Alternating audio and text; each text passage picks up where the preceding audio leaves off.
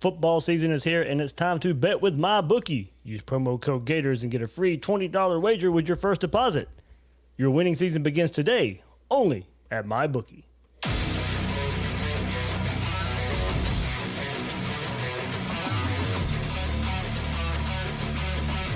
Gators Breakdown, because there's never a dull moment in Gator Nation.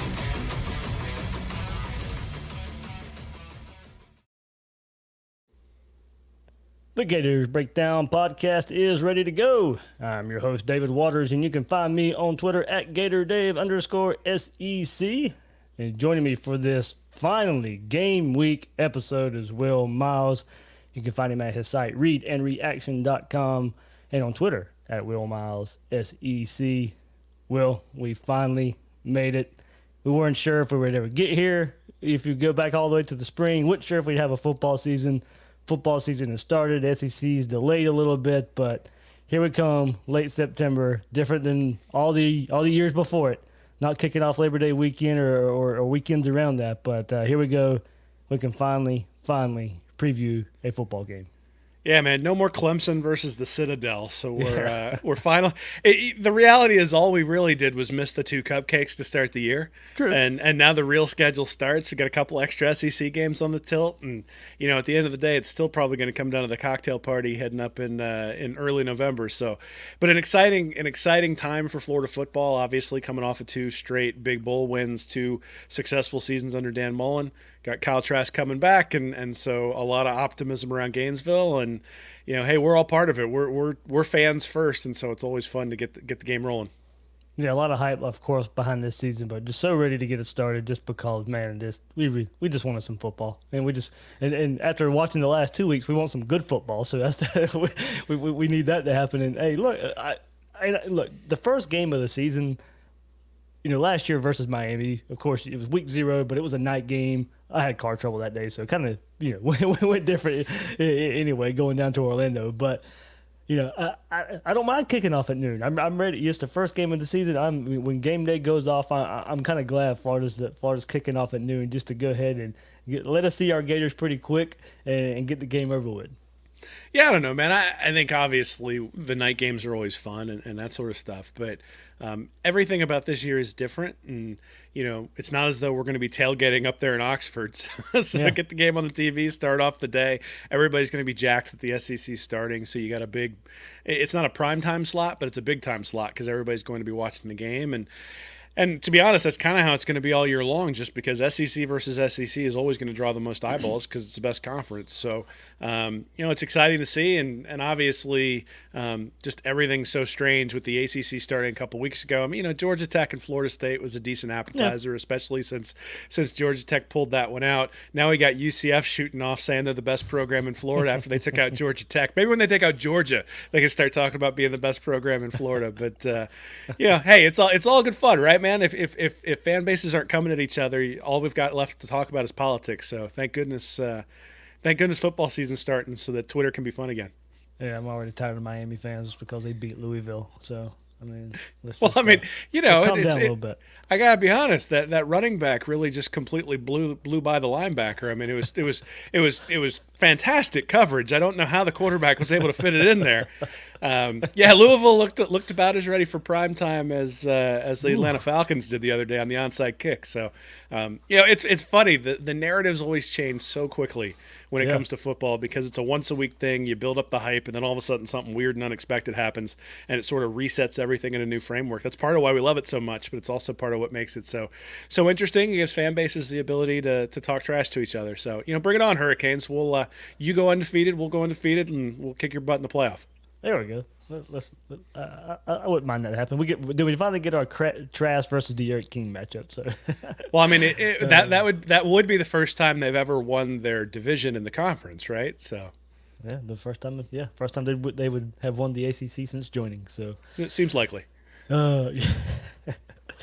Yeah, coming up this episode. So yeah, we'll talk. Dan Mullen had his presser on Monday, kind of previewing Ole Miss a little bit. Of course, injury update. Depth chart got released. Of course, I don't really go too far with the depth chart into the season, but the first one's always fun to look at anyway, and especially this year, given all that we went through. Of course, we'll get into our kind of predictions and season superlative things that we do before the first game of the season. So Will and I will pick our over/under on some of our favorite stats that we look at with this team, and pick some players to maybe break out, or who's the hardest or has biggest shoes to fill and all that good stuff. So always fun time doing that, and then looking back at it at the end of the year and seeing how right or wrong we were. Mostly wrong. So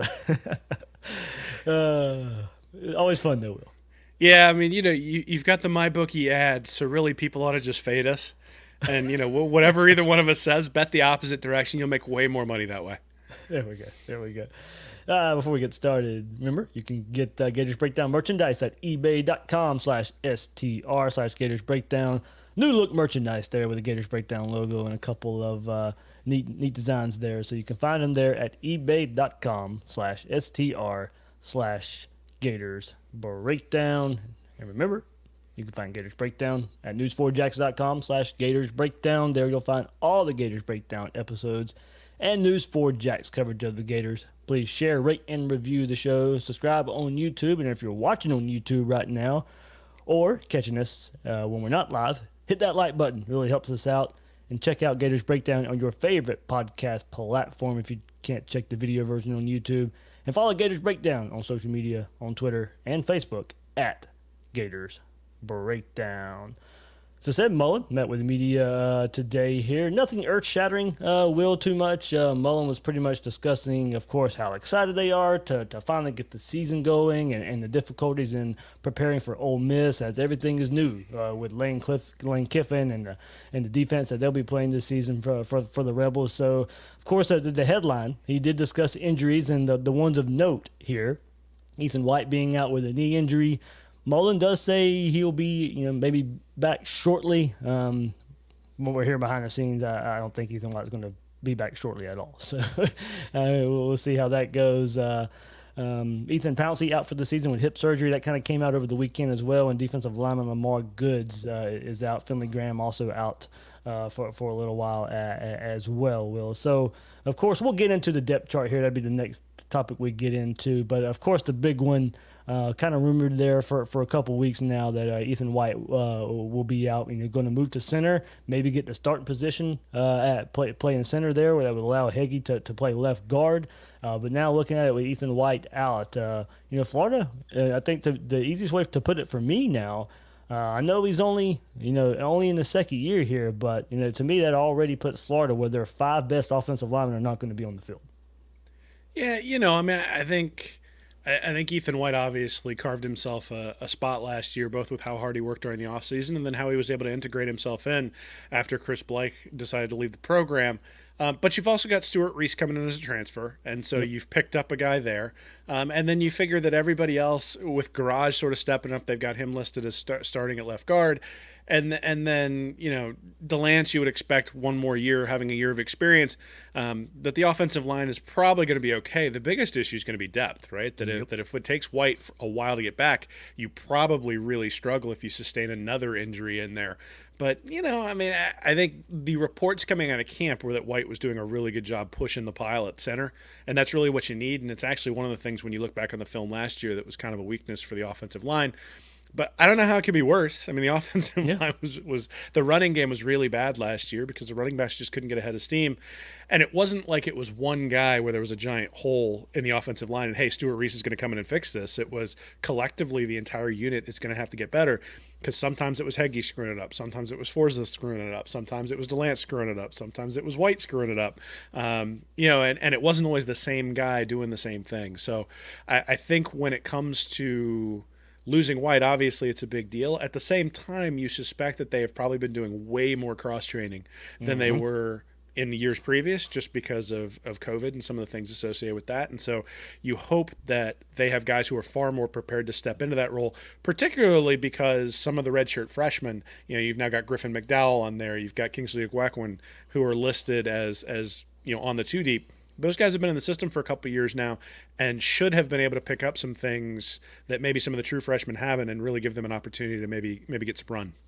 Yeah, so that we'll go with there, and we'll kind of brought it up here, and there we go. Depth chart for the Gators that was released today, and yeah, I mean, Will, you brought it up there. Left to right for the offensive line: Forsyth, Garage, Heggie at center now, Stuart Reese at right guard, right tackle, Gene DeLance, and I mean, the timeline went crazy with it, seeing Gene DeLance there at right tackle, and look, it's even come out that he was playing injured last year. Was that the excuse for all of the bad play? Well, probably not, but you can excuse some of it there.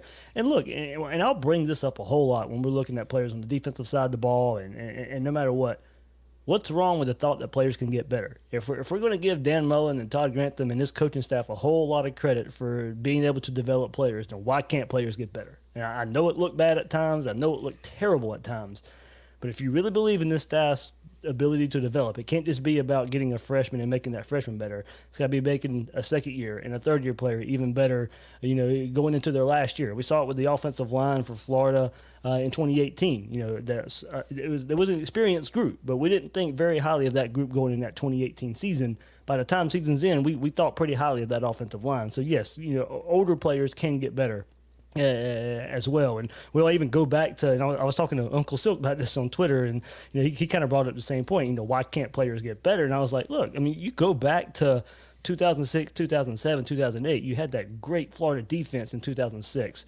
lost all so many pieces, and then 2007 rolls around and you have to insert a whole bunch of guys and they're not ready, and you would have never predicted that defense to be as good as they were going from 2007 to 2008. A lot of that's to do with recruiting and working with a high ceiling and a low floor when you look at recruiting rankings. But you go and look at that 2007 season and how they just couldn't get the job done in that very last game of the season versus Michigan. You would have never predicted that 2007 defense to take that huge jump in 2008. So I do think I know it was ugly at times on the offensive line, and a lot of people pointed fingers at Gene DeLance, but all reports, or not all, but a lot of reports coming out of camp was, even before the White injury, he was pushing for that starting right tackle job. So I guess, I hate to just kind of lay it down and say, trust the coaches, but first game of the season, let's trust them till we see something different. Yeah, I mean, I think whenever you look at someone's performance, to the point that you made about people just getting better, whenever you look at their performance, you want to understand, are they getting beat physically or are they getting beat mentally? From the standpoint of, did they not take the right assignment? And I think last year, when you look at DeLance's play, you could see somebody who was relatively tentative, right? There were times, especially early on in the year, I was looking at some LSU film earlier this week and probably have something out later this week on the site dealing with it, that when you looked at the LSU film, there were an awful lot of times where the Tigers stunted and the offensive line didn't do a real good job of picking it up. And the number of times that happened in the Florida State game later in the year was significantly less. Doesn't mean they were perfect. Offensive line's never going to be perfect, but the fact that it had improved from game 5 until game 12 or 13, I think, is a good indication. And when you saw them get a month off between the game against Florida State and the bowl game, obviously they came out and were able to run the ball much better against Virginia. So I do think that there's an opportunity for development. I think Hevesy really has a track record for doing that. That's one of the reasons I thought the offensive line was going to be better last year, is that he has a track record of really improving offensive lines throughout the year. But what that meant was, the question was, what was the baseline? And the baseline last year was pretty poor, let's be honest, right? But at the same time, you had a guy in Chris Blake who left before the end of the year. So was it because he wasn't taken to the coaching? Was it because the coaches just decided they needed to put somebody else in there? I don't necessarily know, but at the same time, all of a sudden when they put White in there, it seemed to really kickstart stuff. Garage was sort of in and out of the lineup as well, and I think when they settled on him, the offensive line started to be a little bit better. So just being able to settle on those guys and make sure they're comfortable that they're not coming out if they make a mistake, and getting them comfortable with the scheme so that they're not making mental mistakes and allowing their physical prowess to take over. I think, you talk about the defense from 2007 to 2008. Joe Hayden didn't get that much better between 2007 and 2008 physically. But I'm pretty sure he got a lot better at covering because he knew the scheme a lot better, right? And I think that's sort of what you're looking at is, the ability of Hevesy and the ability of Mullen to trust the line. And then the other thing I think that we do need to take into account is Stuart Reese has played right tackle. So if Mullen didn't like DeLance at right tackle, Reese would be playing right tackle. And the fact that he's got Reese playing right guard, I think, is indicative of the fact that he's got some trust in DeLance, and that, for all of the offensive line experts out there, when you really look at the film, oftentimes when the quarterback gets drilled and it looks like a missed assignment, it's not always the guy who was right in front of him who had the missed assignment. A lot of it depends on what the play was actually supposed to do. And sometimes it's hard, even for people who know what they're doing, without knowing what the play call is, to say, oh, that's DeLance's fault, oh, that's Heggie's fault, oh, that's Buchanan's fault. So there weren't a lot of times that I saw DeLance get physically beaten last year. Most of the time when he got beat, it was because, there was a stunt, didn't get picked up correctly. Is it his fault? Is it the other guy's fault? A lot of it depends on how they're scheming it. And I suspect that that's going to be a lot better this year. And again, the baseline this year is going to be higher than the baseline was last year. And I would expect the baseline to be around where they were at the start of 2018. And so hopefully by the end of 2020, we're going to see an offensive line that's just as good as that 2018 one was. Yeah, hope so. A lot of some pieces to move around there. One less now with White, but hopefully Gators can figure out something there. And as we continue to look at the depth chart. Now, for one thing, I want to put out with the depth chart is nothing set in stone here, and I don't put a whole lot of stock into it. Why are you giving Ole Miss a whole lot of things to prepare for? That doesn't make a whole lot of sense there. So, but wide receiver. Here we go: Jacob Copeland, Justin Shorter. And Kadarius Toney, Trent Whittemore listed as the second team wide receiver will. And then Trevon Grimes and Xavier Henderson, a true freshman, there as well listed on the early season depth chart. Big-bodied receivers will. I mean, these guys, 6'4", if you want to look at the size, 6'4" and taller out there. And Florida's got some big-bodied receivers. We know Dan Mullen likes to use his receivers to block here.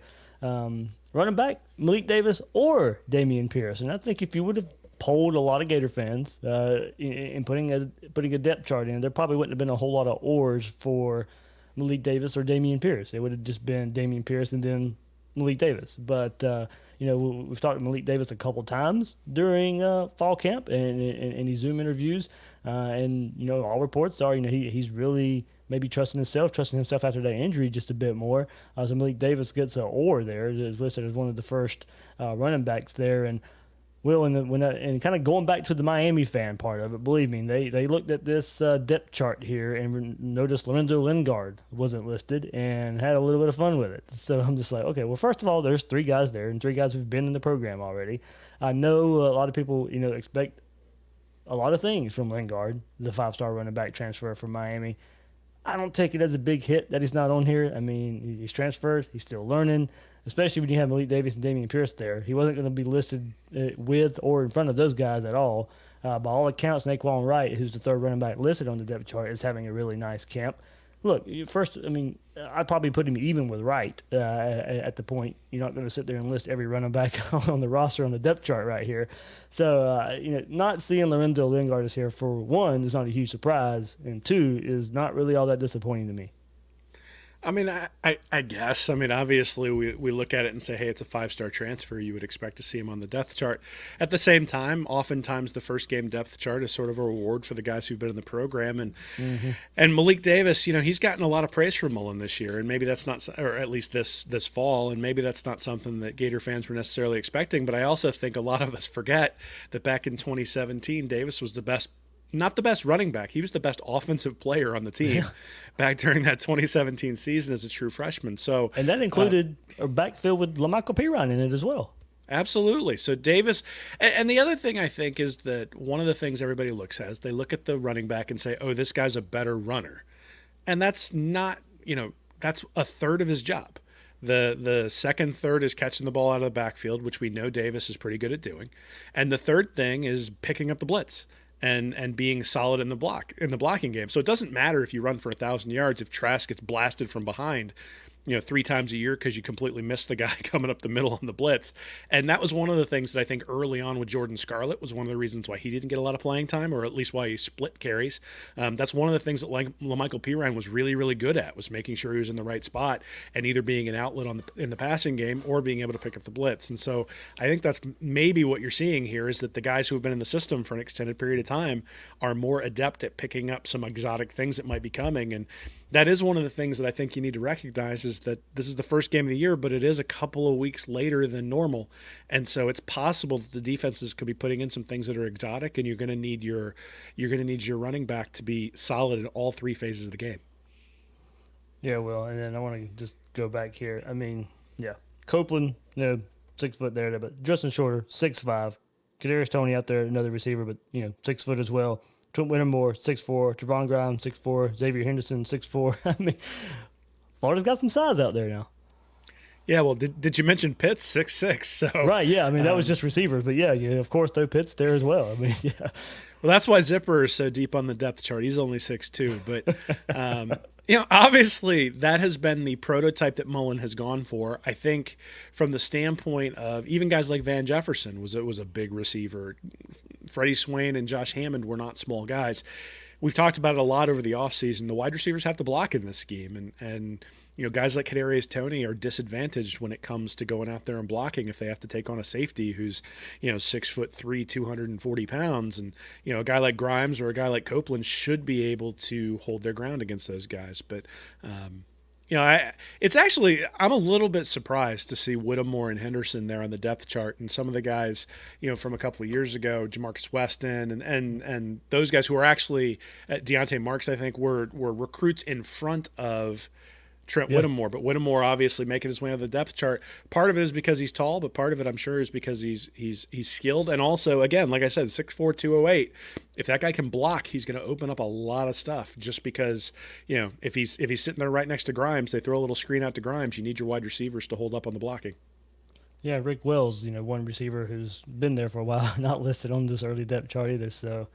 It makes you wonder. You got Trent Whittemore, who hasn't played a down yet, and then Xavier Henderson, a true freshman, Justin Shorter, a transfer in, all listed on this early depth chart. Like I said, not set in stone, but there's certain things like that maybe catch your eye for a guy who's been on, campus for a few years now and not listed on a depth chart here. So, well, I think more interesting, of course, is the other side of the ball in the defense and looking at that there, and no Kyrie Campbell on the defensive tackle and no Brad Stewart listed. And Kyrie Campbell, of course, so we'll address all the rumors there. Maybe he's opted out, not going to play for the Gators this fall. I mean, that hurts, of course, for your defensive tackle depth. Where we're in the SEC, you want a lot of depth there. And so we'll see. Maybe he can opt back in, and maybe there's still some communication going on there. But with the rumors the last couple of weeks, and then now also not listed on the first depth chart, kind of definitely catches your eye that Kyrie Campbell, as of now, looks like he's not part of the team. And then Brad Stewart, no surprise, I guess, starting game 1 for however many years now, and he's not going to play because of a possible suspension there. So probably pretty expected at this point there.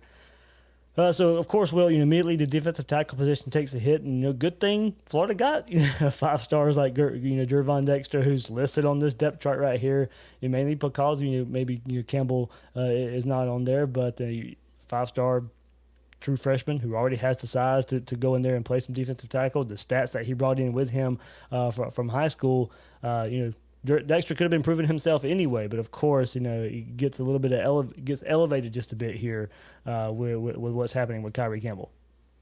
Yeah, the big guy there, I think, is probably Darrell Slayton. We had talked about him last week and sort of how he picked it up after the South Carolina game last year. He's going to have to do that again, right? Like, he's going to have to be able to hold up in the middle, and really, guys at linebacker behind him are kept clean if the defensive tackle can do his job. Yeah, that'll give Gervon Dexter an opportunity to jump in too, but you figure Slayton is the guy, as a senior, 6'5", 340. He's the guy they really want in the center of that defense to occupy a couple of blockers and free up guys like Cox and Carter and Moon on the end. So Slayton is the guy I think you look at as key The biggest thing there, I don't know that there's a huge production difference between Kyrie Campbell and Tadaro Slayton, especially. I actually think the production is probably less if Slayton plays like he did at the end of last year. But the big thing is what happens if Slayton goes down? Or what happens if Florida ends up in a game where the defense is on the field for 85 or 90 plays? Well, all of a sudden now you got a big 340-pound guy in in South Florida or in Central Florida who it's hot, especially early in the year. If for some reason he's chasing around a guy like Plumlee, and Plumlee, well, if he's chasing around a guy like Plumlee and is getting tired, and Ole Miss is standing on the field, they're having trouble getting off. You can see how guys up front are going to get tired, and that's the big thing. Is Marlon Dunlap going to be able to hold up? He's only 285. Dexter's 308, but he's a true freshman. Carter's a big guy for sort of a defensive end tackle hybrid, but he's only 290. Cox is 250. So Slayton is really that guy up front who's going to have to hold up, and an injury to him could be significant if Campbell's not going to play. Yeah, I mean, that was interesting. Zach Carter there is definitely listed as he is a guy who can slide defensive tackle, defensive end. But now with that happening, of course, no surprise to see him listed as a defensive tackle here. Go to linebacker a little bit, Will. Mahmoud Diabate, a lot of talk about him at linebacker, listed behind Amari Burney at linebacker. Maybe a bit of a surprise there seeing those two names at linebacker. For much as we've heard, Burney could fit into that star position as well. And speaking of star, the headline, the one that blew when I tweeted the depth chart out on Twitter, the biggest, besides DeLance being at right tackle, the biggest one was C.J. McWilliams being listed at star, with Travis Johnson, the true freshman, behind him. So Will, another true freshman, making his mark on this Gators depth chart here. But a lot of people harken back to 2018 and C.J. McWilliams versus Georgia and how that game played out, kind of forced into some action there, getting picked on in that game leaves a sour taste in a lot of fans' mouth there. But we'll kind of get into it too at safety. But no Brad, as I said, no Brad Stewart listed, and he was getting talked about playing safety in that nickel star role as well. But C.J. McWilliams there kind of did catch a lot of eyes there, being listed, as this depth chart says now, as a starter at the star position. Yeah, McWilliams has gotten a little bit of a raw deal, considering that he had to play in that Georgia game. I mean, Georgia won it 36-17. And it wasn't just McWilliams who couldn't get off the field. Same thing last year. McWilliams had nothing to do with that game last year when the defense couldn't get off the field. And obviously I'm not going to come out and say I think he's a lockdown corner. I don't think he is. At the same time, the star position requires different things than the corner positions on either side. And so it's entirely possible. I think we all suspect that Trey Dean was playing out of position last year, having him up at the star. They've dropped him back to safety. And now maybe McWilliams was a little bit out of position at corner, so they brought him into star. And if he can play physically and can tackle, and then he's got a little bit better coverage ability than say, a guy like Burney, then you add something. You're essentially at a nickel, even though you've got the guy out there at the star. The thing that was surprising to me was Travis Johnson, true freshman, listed at star, and then Rashad Torrance, true freshman, listed at free safety. You've obviously got Dean falling back to strong safety. You already mentioned Stewart. And Davis and Steiner are not listed. I mean, they're listed in front of Torrance and Dean, but we saw that a lot last year too, where the top two safeties were listed in front of the other two, and then everybody basically played 50% of the snaps. It'll be interesting to see this year whether that happens. And then the other thing is that Trey Dean obviously has the ability, maybe not to everybody's satisfaction, but he knows what he's doing if you slide him into star, right? Amari Burney knows what he's doing if you slide him out to star. So if Diabate turns out to be, a revelation at linebacker, then you can slide Burney over to star, and all of a sudden you've got both guys on the field at the same time. And I think that's kind of what you'll end up seeing, is depending upon the matchups. And this is the thing where I think football is so interesting compared to other games, which is, if you're playing a team with a tight end who's as skilled as Kyle Pitts, Amari Burney is probably a guy that you would have to slide out to guard that guy. If you're playing against a team that has much more of a blocking tight end, then you put Burney in at linebacker and you bring in a guy who's maybe a little bit smaller, because you don't necessarily have to worry about guarding the guy in coverage. And so depending upon what the opposing offense is trying to do to you determines who you're going to put in. And I think one of the weaknesses of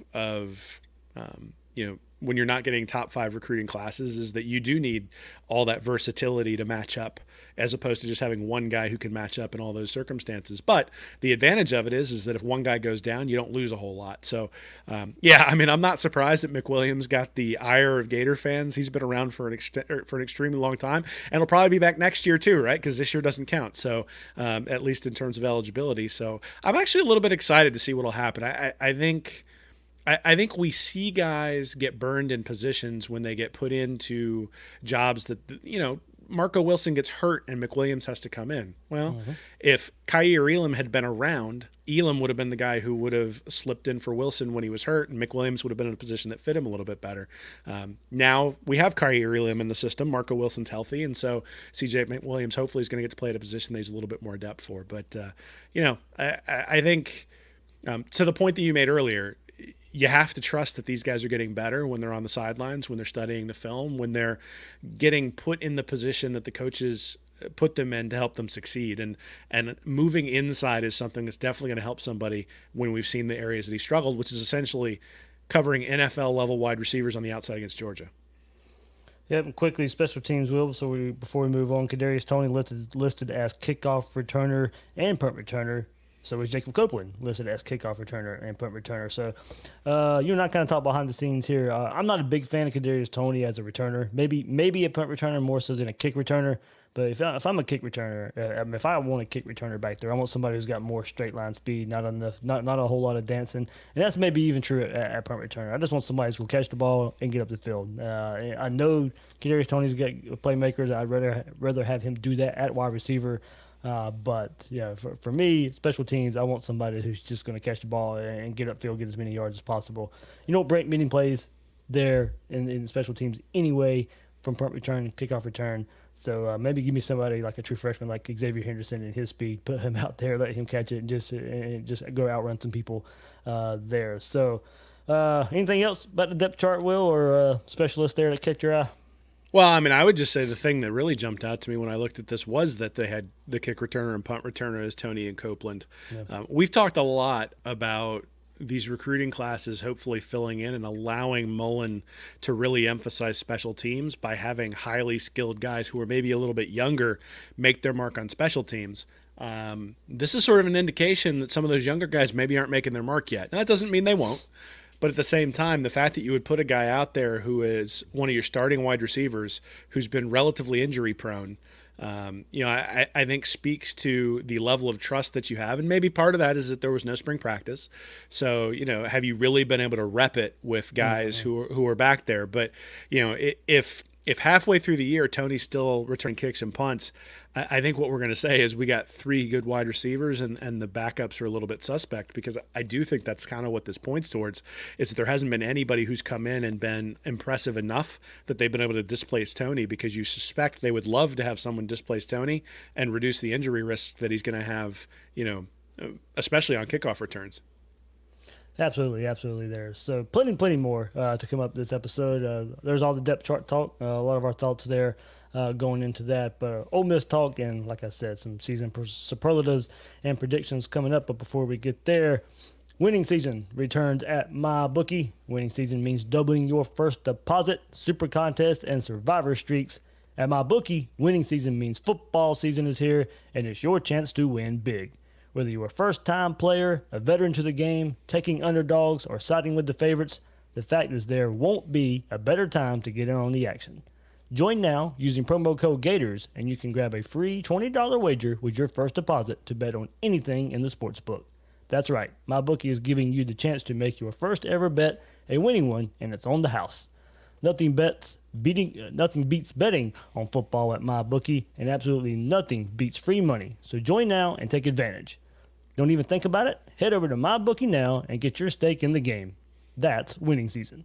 And it begins today only at MyBookie. So, let's take a look at Ole Miss right quick. I'll have a preview later on in the week. We'll really dive into Ole Miss even more. But, I'll go back to preseason magazines here. And, first game of the season, so everything here still holds weight a bit here. And this is with opposing coaches size up Ole Miss, and To put it bluntly, one coach had to say they're going to struggle, but they're in a better place than the other first-year teams in the league. The running back position, the quarterback position, you see the talent in the right spots. The Egg Bowl lost Matt Luke the job, but football people would say you had a team that tried to make an identity week to week and kept failing. Lane Kiffin is a vast improvement over any offensive mindset they've had, including Hugh Freeze.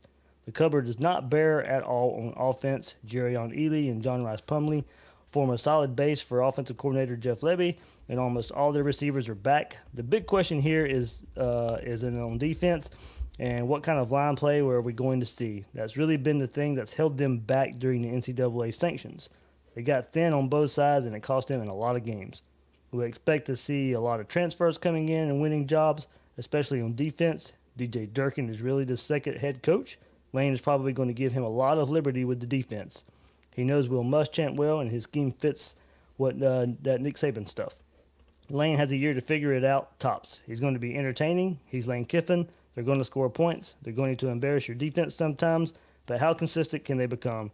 How legit can they recruit at Ole Miss? He's the right guy for that culture, but is that culture ever going to produce a consistent winner? We'll find out by next season if this is the old Lane or the new Lane and how badly he wants to win in the grind of the SEC.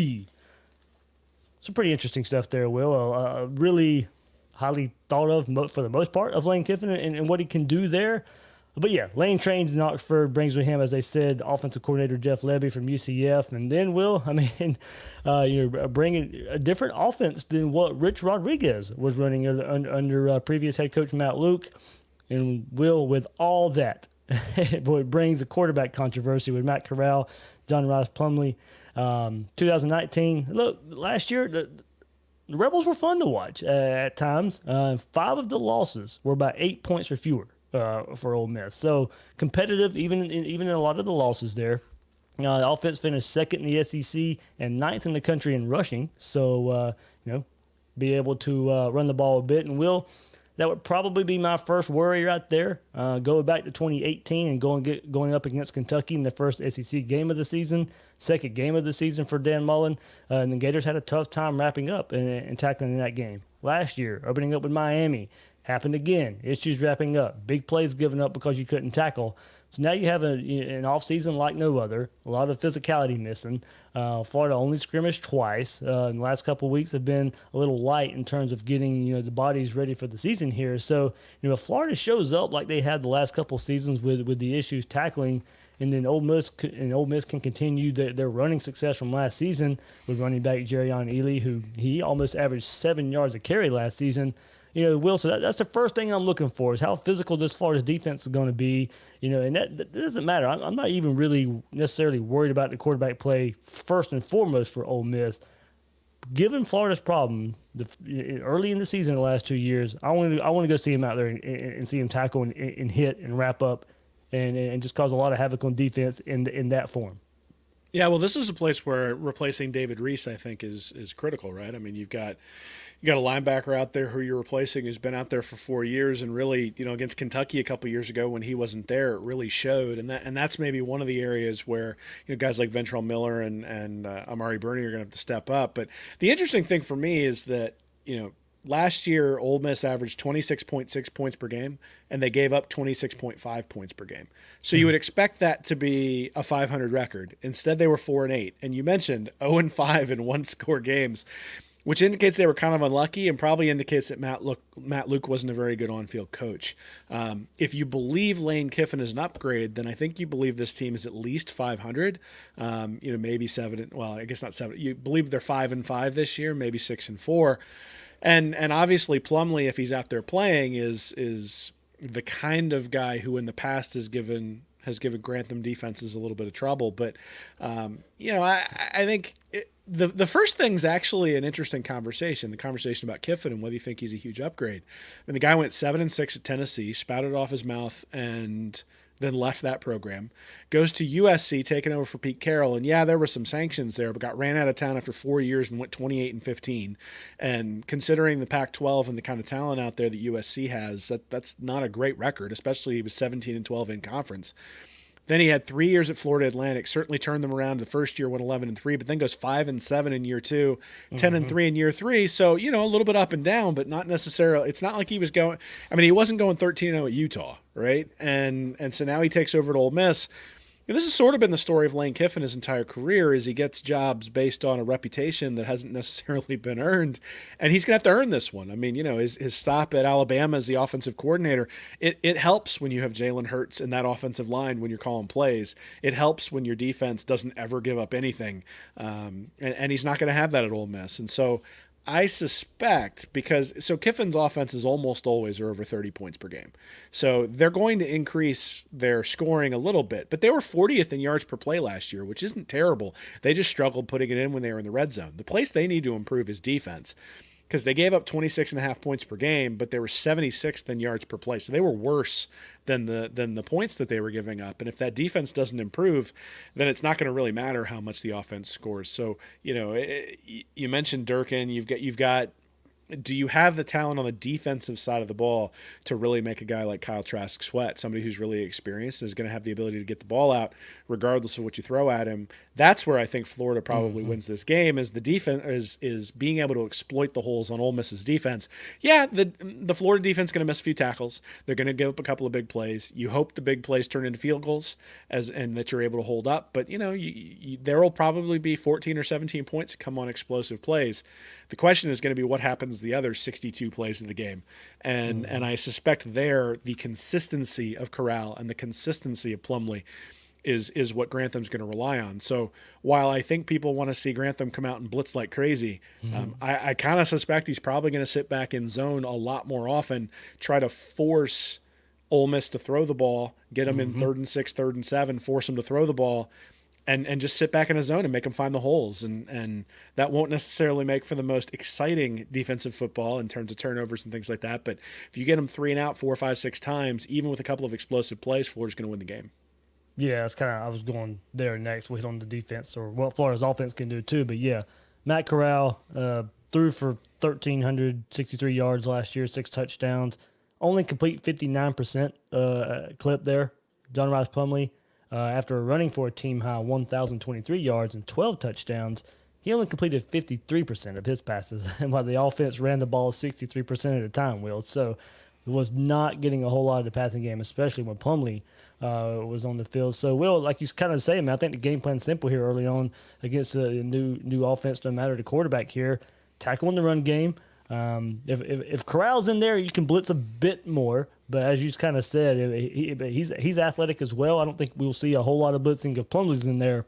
I agree. I don't think we'll see a whole lot out there. Play contain, tackle well when Plumlee's out there. Limit the big play. And that's I think that's the biggest thing there. Most of these quarterbacks aren't great throwing the ball, like you said. So you don't want some kind of scramble, heave type of play to beat you here. The Rebels aren't going to hang with Florida by trying to drive the ball over and over the course of a game. They're not going to beat Florida that way. They're going to have to hit big play after big play. And that's the only way I can see, this Florida defense getting hurt in the way we kind of are trying to team everything together from last season and what Lane Kiffin does.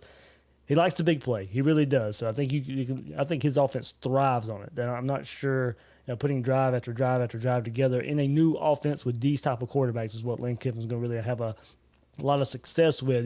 Descriptive drives early on also. I may be kind of worried there. Todd Grantham to me, struggles early in games with scripted drives. Lane Kiffin's really good at that, and Todd Grantham, that's probably one of his struggles, I think. So, could Ole Miss get a cheap 1 or 2 early game scores? I think you got to watch out for that part. But if Grantham stops those, I just don't see many successful drives throughout the day. Yeah, so I think a lot of it depends on the discipline of the defensive line, right? You've got a guy in Brenton Cox who's going to want to come pin his ears back.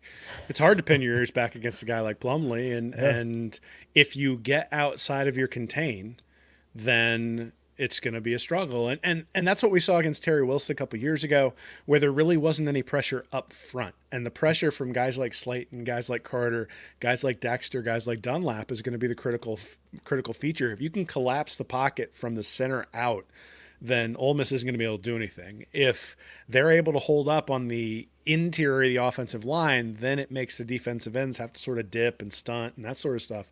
And you get caught in a stunt with a running quarterback, and it's going to be a big play. So, I think the success of Florida's defense and the success of their season really kind of hinges on Darrell Slayton. He's the guy I look at and say he's what's going to open up the ability of the defense to do a whole lot, because a guy like Cox is athletic enough, and guys like Moon or Bogle are athletic enough that you might be able to run some zone blitzes if you think that you can get pressure with 3, or if you think that, you bring Bernie or Miller on a blitz and you drop somebody like Moon or Cox into coverage. Those sorts of things can start to get a little bit creative if the middle of your defense is holding up. If the middle of your defense isn't holding up, then you're going to struggle against the run game. And to be honest, that's kind of what we've seen the last couple of years. Yep. On defense for Ole Miss, co-coordinators Chris Partridge, and then DJ Durkin is back in college football now at Ole Miss, and I think highly of Durkin. I think he's a really good coach there. So I think over time, him and Lane Kiffin together, I think if they can both stay there at Ole Miss, I think we'll definitely make Ole Miss a pretty good combo there. So got the work cut out for them, fixing that Ole Miss secondary. Going to be tough as that they lose 2 starters on the back end. They gave up an SEC worst 278 yards per game, lose 2 starters from that. And that was with a pass rush that had 33 sacks, and they lose almost their entire defensive line. So Ole Miss has a lot to figure out, especially in the passing game, creating pressure and covering wide receivers. They lose their interior playmaker, all SEC defensive tackle Benito Jones. He's gone. Josiah Coatney is gone there as well. Defensive end Austrian Robinson. So they got to replace a whole lot up front. And look, this is a great test for the Florida passing game early on, Will, to kind of see how you can replace those receivers from last year and to get Kyle Trask and kind of see where they're at as far as getting in sync and getting in rhythm. And at the same time, a test for the offensive line to see some of the steps they've made in giving Trask more time. So maybe some of these downfield passing plays can be made against a new look defensive line for Ole Miss. So Trask is given time versus a secondary that really has to prove itself, retool itself, going from bad last year and trying to make something of it with some new look pieces. Florida, I tell you, in this offense, going against a defense that's switching coordinators and switching systems, we may see an offense that looks a lot like toward the end of last season and throwing the ball. You go back to that FSU game and how Trask was just throwing it all over the yard.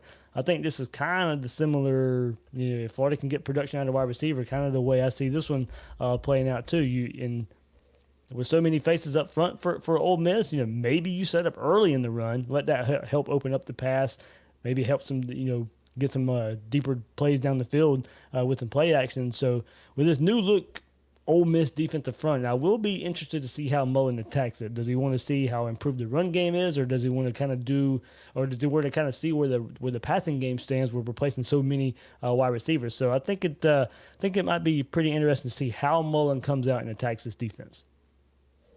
Yeah, I think that the first thing is that the same thing that applies to all of the reasons that people are picking Florida this year to be good is something that points to Ole Miss probably struggling. Is just that COVID has prevented any of the new schemes to really be implemented. Obviously, you mentioned all the guys who are leaving on the defensive side of the ball for Ole Miss, and Durkin, while I think highly of him as a coach, and do suspect he's probably going to do some really good things at Ole Miss for 2 reasons. One is I think he's a good coach, and 2, I think it's pretty toxic for anybody to hire him as a head coach based on what went on in Maryland. He's going to get the ship righted in some respects there, but this is the first game of the year with all brand new players for the most part and a brand new scheme with limited practice time in the fall. The reality is that if Ole Miss comes out and really is able to stop the Florida attack, I think that says more about Florida than it does about Ole Miss probably. I think, I don't know what to expect from Florida. I think Mullen wants to run the ball. Mm-hmm. I think he wants to build it off running the ball, and I think he's going to want to try to establish that Florida's going to run the ball a lot better this year than they did last year. And, he was smart enough last year to really adjust. So the year before with Felipe Franks, they threw the ball 38% of the time or something like that. And then the next year with with Trask, they threw the ball like 61% of the time or something like that. So he clearly made the adjustment. At the same time, I don't think he liked making that adjustment. Like, I think he made that adjustment because he had to, and that was what was necessary to win games. And so I suspect we're going to see a more balanced Florida offense. Whether it's better or not, I don't know.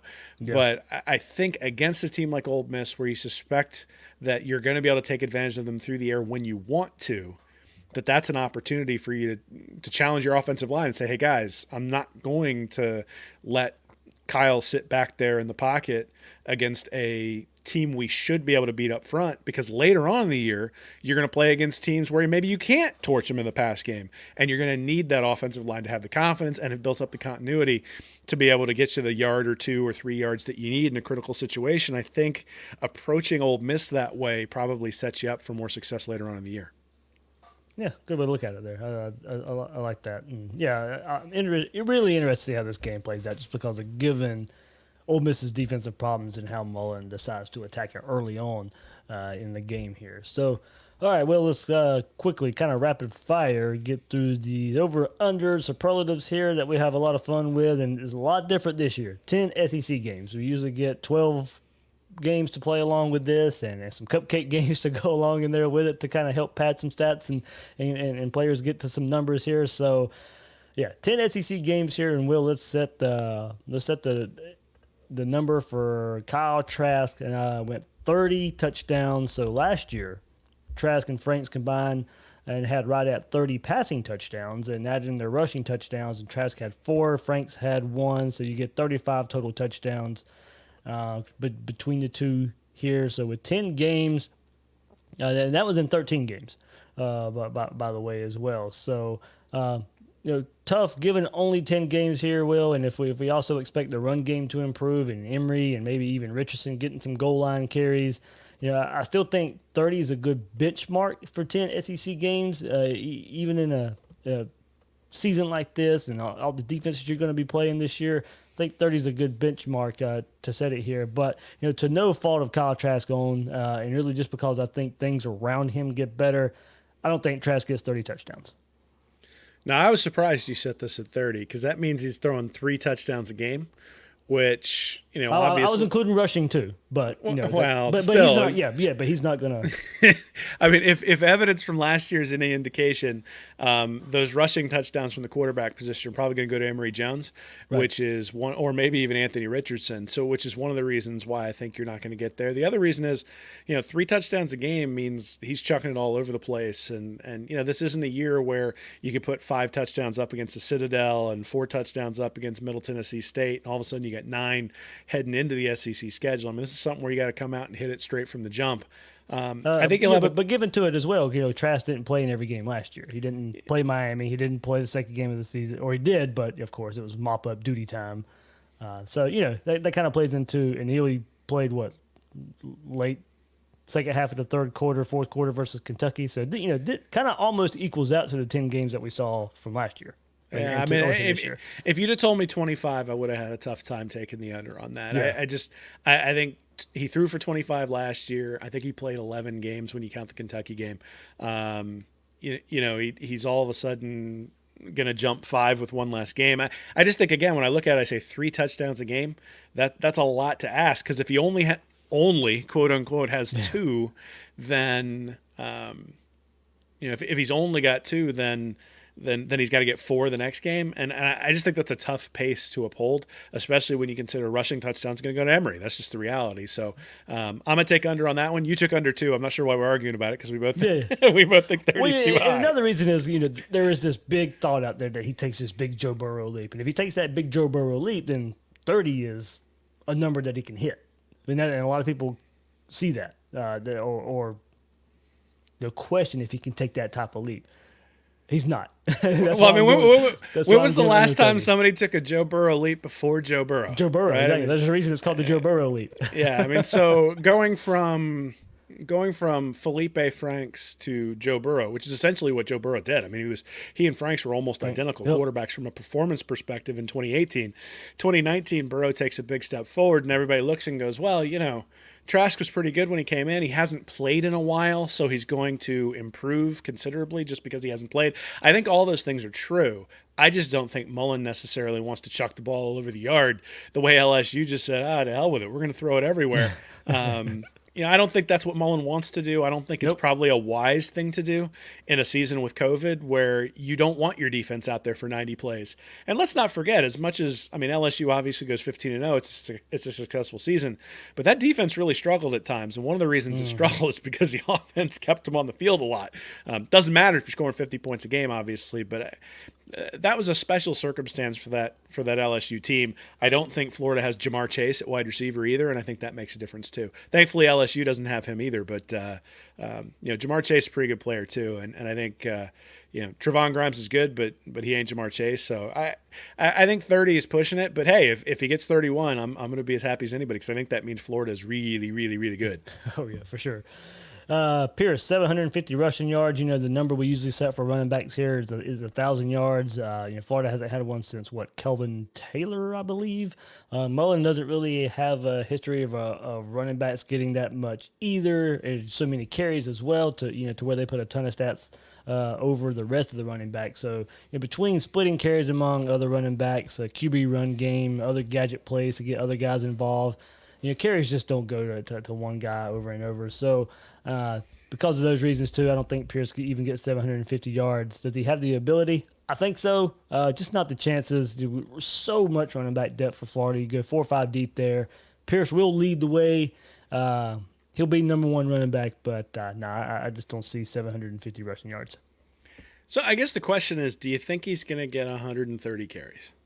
Because LaMichael Pirine had 132 carries last year. Yeah. Pierce had 54, and that was against that was with an offensive line that really struggled, and he still averaged 5.6 yards per rush, which is a half a yard more per rush than LaMichael Pirine averaged. Now, obviously, Pierce was mopping up a few times and hit some big runs, but at the same time, 305 yards on 54 carries. If you think he's going to get somewhere in the neighborhood of 130 to 150 carries, he clears 750 pretty easily. In 10 games, I don't see it with the running back depth. I just don't see it. So you don't think he's going to get 13 carries a game? No. I'm taking the over, man. I look at it and I say, I think he's the most gifted running back that they have in the roster in terms of just being able to carry the rock. Now, maybe Lingard will prove me wrong, but I think Pierce is a guy who fits what Mullen wants to do. He's the guy who, when you've got, say, Emory Jones and Dameon Pierce in the backfield on a 3rd and 1, you don't know who you're going to give the ball to because it's not just a quarterback keeper. It's not like the Patriots last night where everybody in the world knew that Cam Newton was going to keep the ball. You won't know that, right? Because Pierce has the ability to get hit in the backfield and still turn into a 2 or 3 yard gain. I think as Mullen sees that going through the year, if he can prove that he can catch the ball out of the backfield a little bit, he's going to be out there quite a bit. And if you go back to the year before, LaMichael Pirine had 134 carries and Jordan Scarlett had 131. So maybe he only gets 110 carries, and then 750 is pushing it. But I tend to believe that Mullen is going to be much more focused on running the ball this year. And with that, I think Dameon Pierce can get the ball. So I'm going to go over 750. All right. 40 catches, any pass catcher. And I had to say any pass catcher. Couldn't say wide receiver because we kind of got in conundrum last year with Kyle Pitts there and the tight end / wide receiver there. So I'm going 40 catches, any pass catcher. That number is usually set at 50, I believe, when we do a full 12-game schedule here. Jefferson ended 2019 with 49 catches, led wide receivers in 13 games there. So, this would be 9 less in 3 less games. So the emergence of Kyle Pitts took away some chances for, more receptions for wide receivers as he led the team with 54 receptions in 13 games. So good for about 4 receptions a game. So I think 40 receptions would be a good number here. Florida spread the ball around so much because of the depth at the wide receiver position last year, and including Pitts in that too. So, I think Pitts will still be the guy here. Defenses will focus so much on him.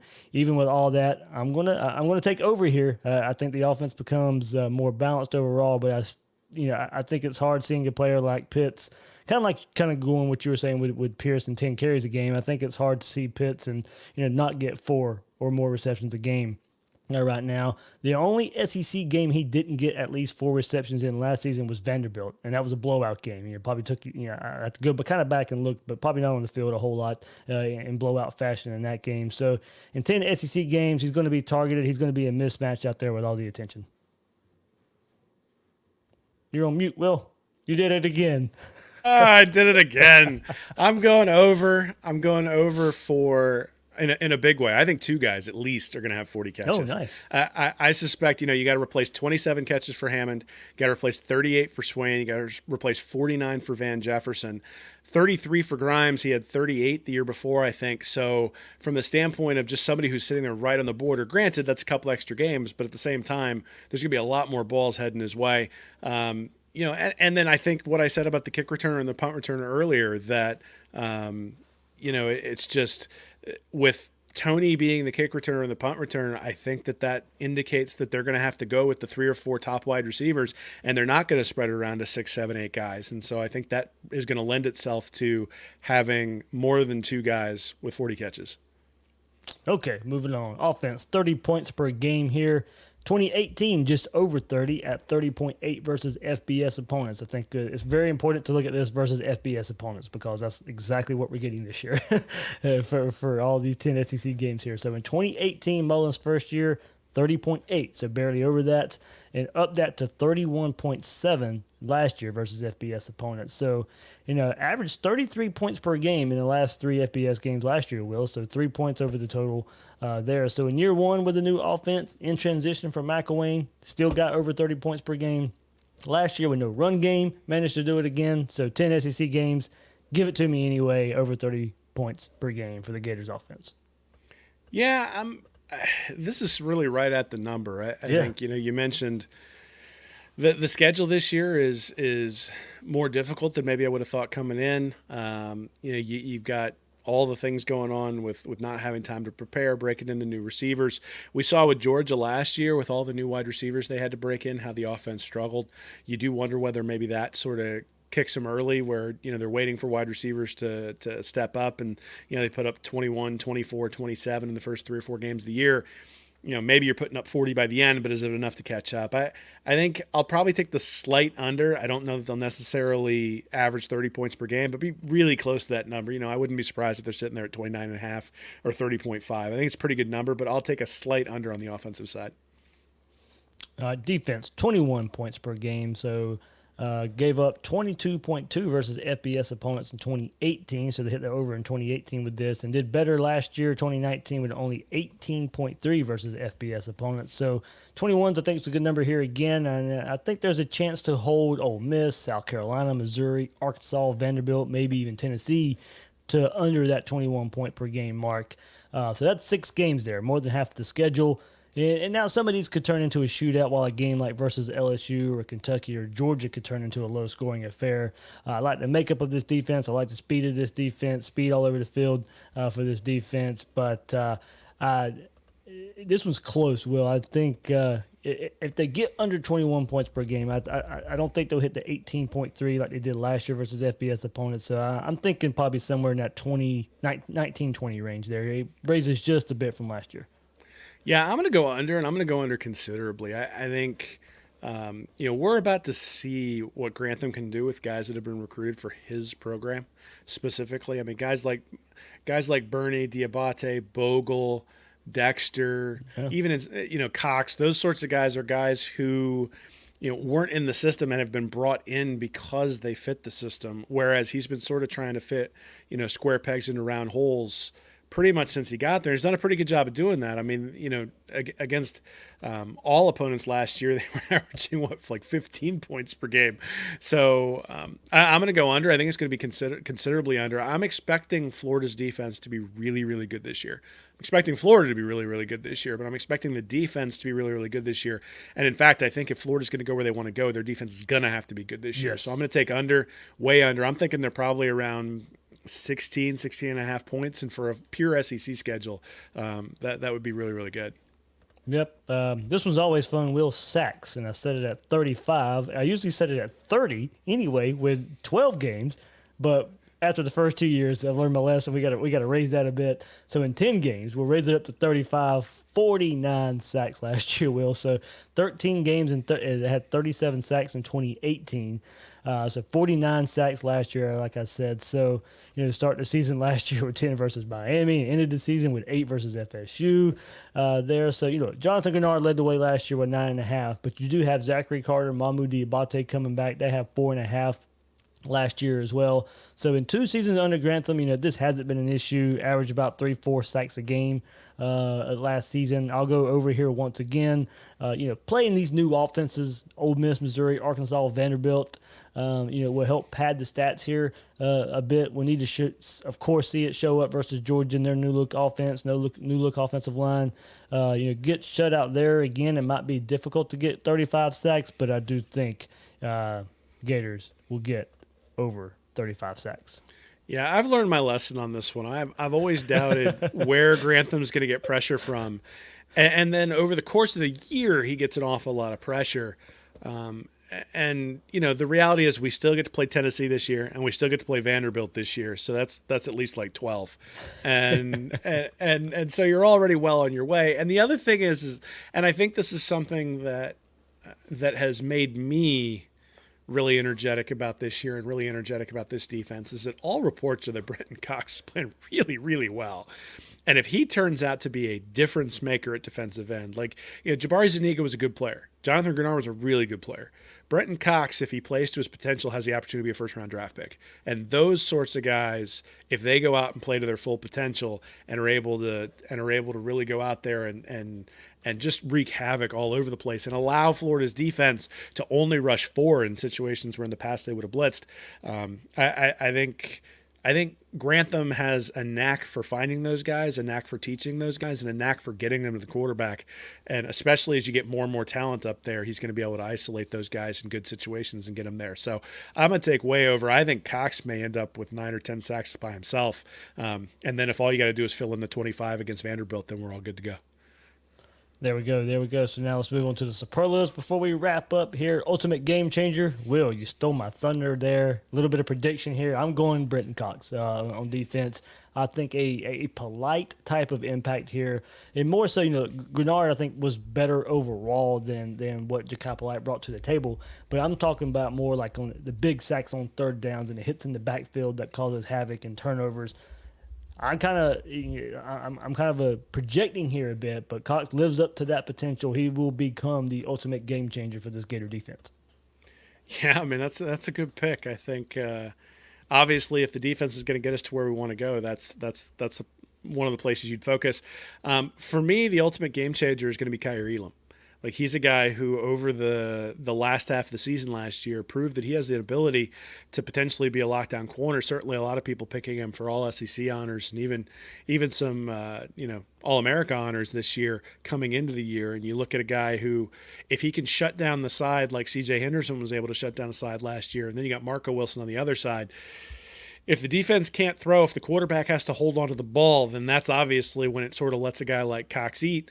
Vice versa, if Cox can get to the quarterback, all of a sudden you got balls floating up towards Elam, and Elam's shown that he's going to be able to go and get it. So I think it's a little bit of a tandem. One guy playing well is going to help the other, but I'm going to take Elam as the ultimate game changer. There you go. Kind of goes into our next one, best tandem. There you go. I'm following up there, Marco and Elam. I mean, that's the best tandem on the team there. You could go receivers if you believe it. They'll take that step. You could. Maybe go a couple of rushers. Maybe if you want to do Moon and Cox, you could say that, or maybe you could go Malik Davis and Damian Pierce, or you could probably even go Kyle Trask and Emory Jones if you want to kind of go best tandem there. But I'm going to go Marco Wilson, Kaiir Elam. Both were named all SEC second team by SEC coaches within the last week there. I think it's a no-brainer. I think Marco Wilson got better as the season went on last year, kind of returning to form toward the end of last year. Kaiir Elam, we all knew the steps he took toward the end of last year as well. The great bowl game. Best tandem goes to the cornerback duo for the Gators. Yeah, you stole my thunder a little bit there because you named every duo that was on the team. But so I am going to take Trask and Emory Jones. There we go. I think nice. I think at the end of the day, Trask showed last year that he can get the ball to the right guy in space and let them go. I think Emory Jones has yet to show that, but at the same time came in that Auburn game when Trask was hurt and led a big important drive in order to get Florida a field goal and sort of steady the tide until Trask was able to come back in. One of the stats that I track that I came up with is something called yards above replacement that tries to factor in the way a quarterback runs and the way a quarterback throws in terms of his overall value, and being able to have a backup who has that other skill set that Trask maybe doesn't have really, I think, adds something to the offense. We saw this with Tebow and Leak in 2006. We've seen that we saw it a little bit last year with Trask and Emory, but let's be honest, they didn't really plan, I don't think. I think once it became clear that Trask was the backup quarterback, Emory Jones probably had a couple of packages, and that was about it. He wasn't getting a whole lot of reps in fall camp coming into the season, just because they had to make sure Trask was ready, and obviously that was the right choice because Trask was ready when he came into the game. This year they've had an entire offseason, granted one that's been sort of weird, but they've had an entire offseason where Trask is the incumbent starter and Jones now sort of has his role as the change of pace, and I think they're going to have a much better plan for how to use Emory this year. And so when you factor in sort of being able to have both guys on the field at the same time, do some creative things, maybe you put Emory out at wide receiver and have a throwback to him. Maybe you put Emory and Tony out on the field and you do some creative things because Tony can throw the ball. I just think that when it really comes to being creative within Dan Mullen's offense, I think it opens up a lot of things. So I'm going to go with those guys as the best tandem. Awesome. Their breakout player, kind of hit this on the Gator panel last week. I'm going Mamu Diabate. I'm starting with his smarts here. Might be the smartest player on the team, and at a position that needs kind of that cerebral type of player there, Will. Especially going back to a season ago, and we've talked about it a couple of times, but breaking down run plays in front of them, especially that LSU South Carolina game back to back where linebackers just out of position so much. Have guys in the right place, and he can do that. Now, not an every down linebacker, and I do wonder, about him being there in obvious rundown situations. I don't think he'll be there all that much. He can pass rush off the edge, giving him plenty of opportunities that we saw last year, and with all that, making plays all over the field. So, you could say he had a breakout game last year versus Vanderbilt, but I think if we look at a season in totality here, I'm going to go Diabate for my breakout player. And he needs to have that breakout game against Georgia. That's all I ask. There we go. Is that it be against Georgia? So my breakout player is Kadarius Toney. He's one of those guys who's been really tantalizing over the last couple of years, but he's always been sort of the fifth option, right? And he's been injured a little bit too, but he's always been the fifth option. And the maddening thing is that when he's on the field, he averages 10 yards a touch, and sometimes he loses 4, but that means the next time he gains 40. And the game against Florida State obviously showed he can break ankles. The game against Miami showed what he can do there as well. He hasn't been able to show it consistently, but he's shown flashes. And I think with all of the senior wide receivers who left, he's going to have to show it this year. And I don't know whether he's going to be one of those guys who passes the 40-catch threshold, but I think, in the past he's gotten maybe 25 touches for an entire year. I think you're probably looking more like 45 or 50 touches for Toney this year when you combine both ground and through the air. And for a guy who averages 10 yards a touch, that means he's going to be really involved in what the offense does. And I think if he can stay healthy, we'll look – and plus, kick return and punt return, he's going to be involved too. So I think when we look back at this season – if he can stay injury-free, Toney may be the guy that we say is the most explosive guy at wide receiver, and so I'm going to take him as the breakout player because he only had 10 catches last year. If he has 32, 33, 34 catches, 3 a game, that means he's probably going to hit 6, 7, 8 big plays and really, really take this offense to a different level. All right, no respect here, no respect player. I'm going Ventrell Miller, second on the team in tackles last season, 55 tackles. And, I think I hit this one pretty good a couple years ago. It was Michael P. Ryan, so I did that one pretty good. I think last year I might have picked Malik Davis. But, no respect here. Also had 3 sacks on the season, did Ventrell Miller after, like I said, second teams with 55 tackles. Now, don't get me wrong. Some improvement is definitely needed. Be in better position, like I kind of was saying with the Abate, kind of what he can bring to the table. Be in better position when breaking down run plays, fill your gap, know your assignment, and improvement can happen. So, just kind of going back to that whole, if we're believing the staff's ability to develop, I think Ventrell Miller's one of those guys I think we can key in on here. And then look, he's trying to step up as a leader too with David Reese gone. So has some shoes to fill there. Lost weight to be able to move a little bit more fluid. Coaches respect him by putting him second team preseason All SEC as well. So highly respected around the SEC. So Ventrell Miller's going to get my no respect card, who kind of comes out this year. Yeah, I have two guys, I think, who sort of fit that bill. The first is Donovan Steiner, who I think certainly has some athletic limitations, but at the same time seems to be in the right place at the safety position. And I think in some respects, all of the craziness of the offseason sort of lends itself to guys who are in the right place and maybe not quite as athletically gifted, but able to put themselves in a good position to succeed on a more consistent basis. Because the quarterback and the wide receiver aren't always going to be in sync. And if the safety is in the right spot, then all of a sudden some opportunities for interceptions are going to pop up, some opportunities to break up some passes that maybe you didn't break up last year because everybody was perfectly in rhythm. Especially early on in the year, I don't know that the quarterbacks and wide receivers are going to be in rhythm, and Steiner may be somebody who can take advantage of that. The other guy I had listed was Trey Dean. He's been playing out of position since he came to Gainesville. They've had him as a boundary corner. They've had him essentially the star, which for the most part is a slot these days because of the way the different offenses are being run in the SEC. And now he's moving back to safety. And I think he's proven that he struggles in coverage, but I think he's also proven that he at least has some coverage skills. So if you have him on the fourth or fifth best wide receiver and you have him doing coverage, I think he can be somebody who really brings value to a defense. I think if you have him up against the best receiver or the second best receiver on the opposition, you've got some problems. But, one of the things that we noticed last year was a bunch of broken plays behind the safeties where those guys were in coverage and either didn't know what they were supposed to do or didn't have the athletic ability to keep up. I think with Dean back there, that might be something that goes by the wayside. All right, best kept secret. I'm going on national scale here, just like I did last year. This is where I had Malik Davis. And now, going through fall camp and, as I said, kind of depth chart. He's kind of on top of the depth chart here. Go through fall camp, getting rave reviews. Mullen's letting him talk to the media a bit more. He says he's more confident than coming back from the injury there. Mullen has singled him out many times, especially when talking about kind of receiving threat out of the backfield here. So Malik Davis going here second year in a row. Will I'm going for my best kept secret. So maybe he'll get it this year. Maybe he'll get it. We know the home run threat he can bring if he can get anywhere back to that 2017 form. Yeah, I'm going Amari Burney.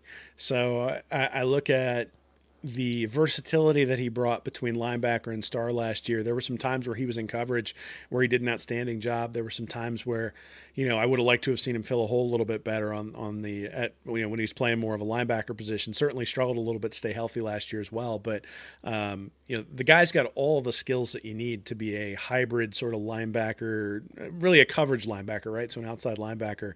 I expect Burney to really shine, especially when Florida comes up against teams who have that guy at tight end who has the ability to go out, and you need somebody to be able to cover him one-on-one, especially down the seam. So I think Burney, we all thought maybe he was going to take a big step forward last year, and we saw flashes, but we didn't really see him put everything together. I think this year may be the year where he puts everything together, and all of a sudden, halfway through the year, people are talking about Amari Burney as being one of the keys to Florida's defense playing at the level that they're playing at. All right, and then last one, biggest shoes to fill. I'm going to go with the receiver here. You probably could go with many of them. I'll go Trevon Grimes, of course. He's looked to be upon that number one receiver, take over for Van Jefferson, Freddie Swain here. But yeah, I'll go with Trevon Grimes. Kind of just looked at to be highly rated recruit, transfer from Ohio State. It's his time now, Will. Yeah, and those senior receivers are gone. It's his time to step up, be the number one receiver. So. I think we're all expecting him to take that next leap. So biggest shoes to fill, I'm going Trevon Grimes. Yeah, I'm going LaMichael Pirine. So you look at what Florida's offense did last year when they got in trouble. They went to Pirine. When they needed to set up a matchup with the defense, they split Pirine out wide. When the defense was coming on a blitz, Pirine was the guy that you knew was in front of Trask, and Trask trusted him even if there was a breakdown on the offensive line.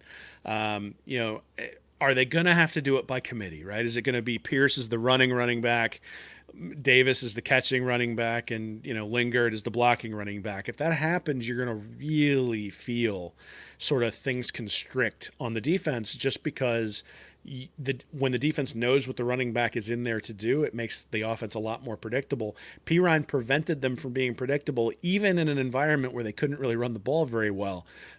He prevented them from being predictable. So I think all the versatility that he showed is one of the reasons that he got drafted in the NFL, right? It wasn't necessarily his pure running ability. It was the versatility, sort of a lesser version of like Le'Veon Bell in terms of what he was able to do there on the offensive side of the ball. I don't know that any of the guys who are coming in have that same pedigree. Obviously, you're picking Malik Davis to have a big year. If Davis has a big year, then he will have filled Pirine's shoes. But considering all the stuff that Pirine did on the field, and then the leadership component, right? He was one of the guys who clearly bought into Mullen, bought into what Mullen was doing, bought into what the program was turning into, and helped. I'm sure there are times all along the way when you're recruited by one guy and a new guy comes in, that leadership matters. And Pirine was one of those guys who brought leadership as well. The senior wide receivers brought an awful lot of leadership, but when it came to getting the trophy at the end of those bowl games, Pirine was almost always the guy up there with Mullen. So I do think there's a leadership component that needs to be replaced as well, and we'll see who can step up into that role. Well, there we go. We'll see what the end of the season looks like there, Will, and how much fun we'll have coming back and looking at all of this. Hey man, real football. And, yes. and then the JV starts in late October. So, we'll have lots of arguments about whether an 8-2 record in the SEC trumps 7-1 in the Big Ten, or, That's pretty much your latest at Read and Reaction, right? To give our listeners a preview of that. Yeah, I raked the Big Ten over the coals a little bit, especially because the reaction to the Big Ten coming back was, oh, they sold their soul and turned into the SEC. And it's like, you guys have been, they've been pretending. Or also getting praised at the same time by some. Well, I mean, again, I think you can come down on either side when it comes to COVID-19. I don't necessarily fault people who look at the data and come up with a different conclusion. The issue I have with the Big Ten is that the data hasn't changed, at least not in my mind. The data hasn't really changed, and they changed their decision, which really just indicates that they're admitting that they're wrong. But instead of admitting that they're wrong, they've got people who graduated from Big Ten schools writing hit pieces, basically comparing them to the, they've turned into the SEC, as though the Big Ten wasn't a business, wasn't taking in a bunch of money, and doesn't have all these scandals that are way worse than just changing your mind on whether you're going to play or not. That's not to say the SEC isn't clean. That's not, or that the SEC is clean. That's not to say the SEC doesn't have any of these scandals. But the SEC, in my mind, doesn't really pretend to be something different than what they are, right? We know they pay the players. We're aware that those sorts of things go on in the background, and quite honestly, for the most part, SEC programs are kind of proud about it, right? It's like, hey, the step up to the plate. The gamesmanship is part of the fun and sort of the culture of football down here. And the Big Ten's always sort of been up above it with their leaders and legends divisions. And I had a little bit of fun with them and took them to task a little bit. And let's be honest, it's always fun to bash the Big Ten a little bit. Yeah. What you got coming up, Will? You previewing the game this week? Yeah. So we'll have an Ole Miss preview. I'm also planning on doing a little bit of something that's a little bit different, a film study on the offensive line. So those will be two things that are coming up this week, and we're starting to ramp up a little bit. Obviously we'll have some stuff. Nick's writing a little bit more for the site too, so we're going to have some previews, and he's probably going to be doing some stuff that's following some of the other SEC programs. So if you miss some stuff throughout the week, if you want to know how George is doing, those sorts of things, really in relation to how they are preparing for Florida and what it sort of means for Florida, that's sort of the type of stuff that'll be on there.